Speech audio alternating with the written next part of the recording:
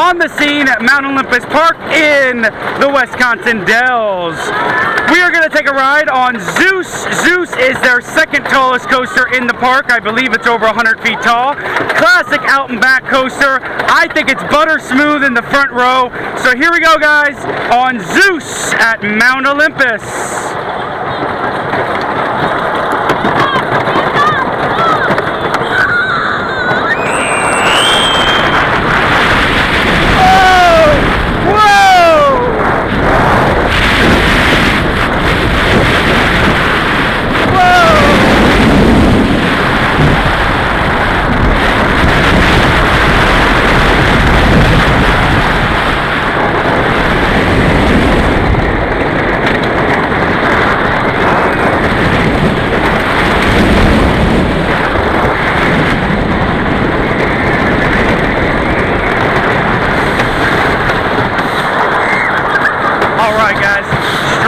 Time in the front row, really great laterals. I don't know if you can hear it, but we have the up-stop wheels spinning underneath the train.